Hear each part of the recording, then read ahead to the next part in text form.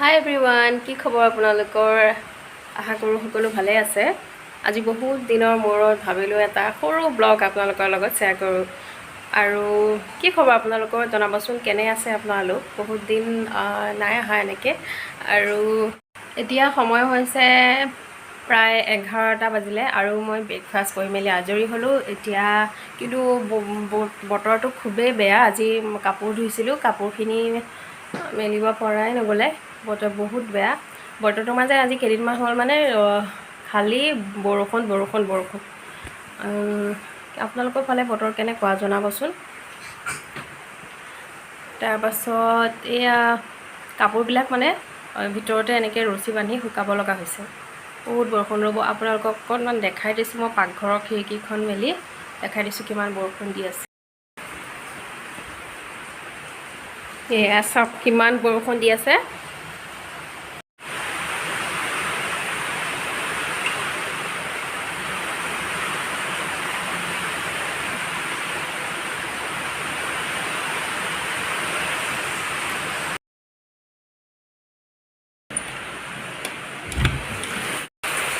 ইমান বৰষুণ দিছে মানে বাৰান্দাত পানী আহি গৈছে।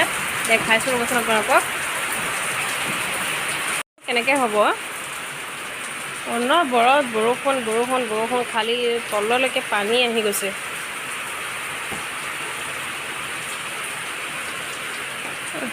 দেখিলেনে কিমান বৰষুণ দি আছে। একদম মানে বতৰটো মানে গেলাই দিছে আৰু খালী বৰষুণ। আৰু বৰষুণ দি থাকিলে মই মানে বহুত বেয়া পাওঁ। মানে গোটেইখিনি বোকা নিচিনা হৈ থাকে, মানে ভাল নালাগে। কেতিয়াবা মাজে মাজে বৰষুণ ভালো লাগে, কিন্তু অনবৰত দি থাকিলে কিবা ভাল নালাগে। আকৌ ৰ'দো দিব লাগে দিয়কচোন। এতিয়া এইটো ছিজনত বানপানী হয় যিহেতু বৰষুণ দিবই আৰু বাৰিষাৰ বতৰ। বাকী কি কৰি আছে আপোনালোকে জনাব। আৰু এটা কথা আপোনালোকৰ লগত শ্বেয়াৰ কৰিব আছে, সেইকাৰণে মোৰ মনটো খুবেই ভাল। আপোনালোকৰ লগত মই শ্বেয়াৰ নাই কৰা। ৰ'ব দেই, বহি লৈছোঁ চকীখনত। আচলতে মোৰ মনটো খুবেই ভাল। ভাবি আছিলোঁ বহুত দিনৰ পৰা আপোনালোকৰ লগত কথাটো শ্বেয়াৰ কৰোঁ। আচলতে কি হ'ল, মোৰ চেনেলটো মানে মই ভিডিঅ' দিয়া আৰম্ভ কৰিছিলোঁ 2020ৰ মানে মাৰ্চ মাহৰ পৰা। প্ৰায় 1.5 বছৰ হৈ গ'ল চেনেলটো খোলা। আৰু মোৰ 1.5 বছৰ হৈ গ'ল।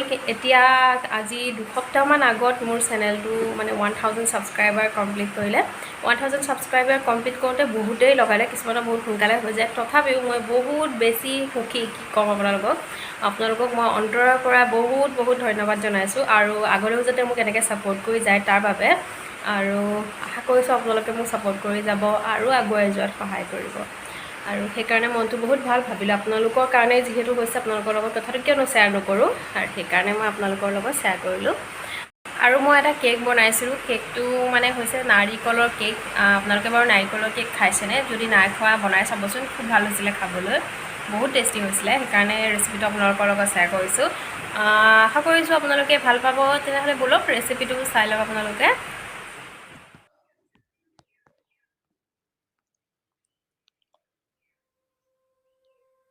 এয়া মই প্ৰথমতে এটা ডাঙৰ চাইজৰ বল লৈছোঁ আৰু এতিয়া 3টা কণী মই প্ৰথমতে ইয়াতে ভাঙি ল'ম।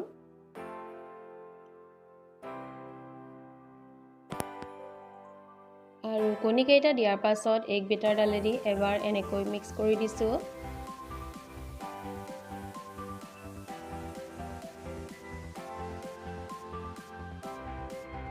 আৰু অলপ সময় এনেকৈ মিক্স কৰি দিয়াৰ পাছত এতিয়া মই ইয়াতে দি দিছোঁ 1 কাপ পিচি লোৱা চেনি।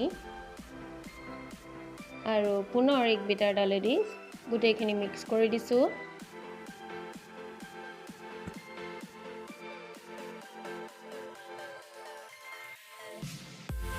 আৰু এতিয়া মই ইয়াতে দি দিছোঁ এয়া 1 বাটি ৰুকা নাৰিকল।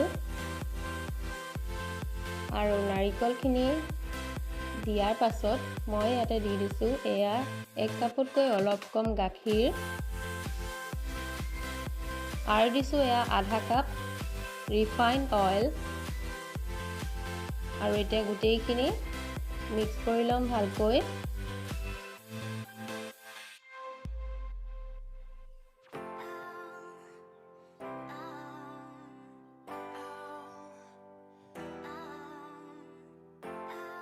আৰু এইখিনি মিক্স কৰা হৈ গ'ল। এতিয়া মই ইয়াতে দিছোঁ 1 বাটি চুজি আৰু চুজিখিনি মই মিক্সিত পিচি লৈছোঁ। আৰু এয়া দিছোঁ সমান পৰিমাণৰ ময়দা আৰু দিছোঁ এয়া 1 চামুচ বেকিং পাউডাৰ আৰু দিছোঁ এয়া 1 চিকুটমান বেকিং সোডা আৰু এতিয়া গোটেইখিনি খুব ভালকৈ মিক্স কৰি ল'ম।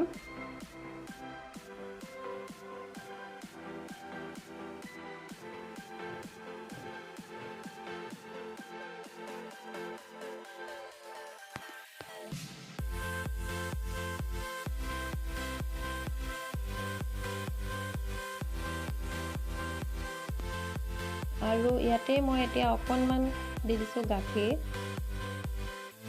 প্ৰায় 2 চামুচ গাখীৰ মই আকৌ এড কৰিছোঁ। আৰু এয়া কেকৰ মিশ্ৰণটো ধুনীয়াকৈ মিক্স হৈ গ'লগৈ, একদম পাৰফেক্ট হৈ গ'ল এতিয়া। এয়া আৰু এতিয়া মই এটা কেক টিন লৈছোঁ। কেক টিনটোত প্ৰথমতে মই অকণমান ৰিফাইন তেল দিম আৰু ৰিফাইন তেলখিনি দিয়াৰ পাছত এডাল ব্ৰাছেৰে গোটেই কেক টিনটোত মই ভালকৈ লগাই দিছোঁ।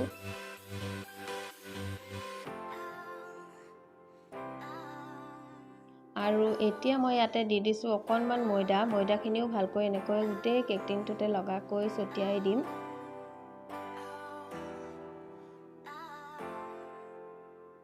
আৰু এইখিনিও ধুনীয়াকৈ কৰি ল'লোঁ। এতিয়া মই বেটাৰটো ইয়াতে কেকৰ বেটাৰটো ধুনীয়াকৈ ইয়াত দি দিছোঁ।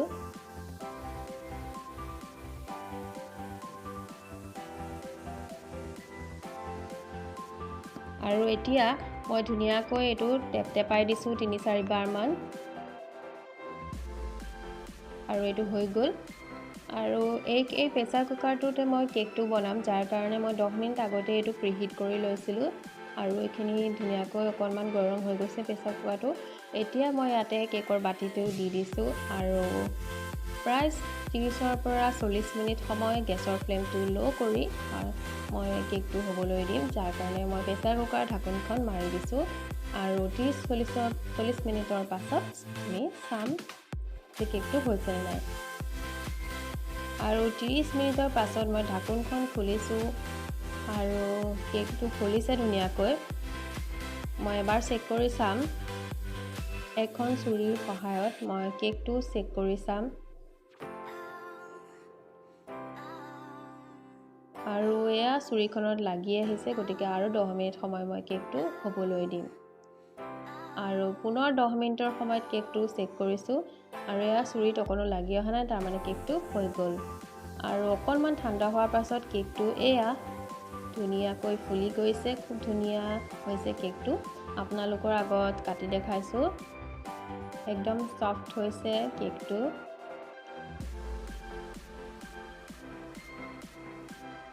এয়া চাওক কিমান সফ্ট হৈছে, খাবলৈও তেনেকৈ বহুত বেছি টেষ্টি হৈছিলে। যদি আপোনালোকে এনেকৈ নাই খোৱা তেনেহ'লে মোৰ ৰেচিপিটো এবাৰ ট্ৰাই কৰিব আৰু ভাল পালে লাইক, শ্বেয়াৰ আৰু ছাবস্ক্ৰাইব কৰি দিবলৈ নাপাহৰিব।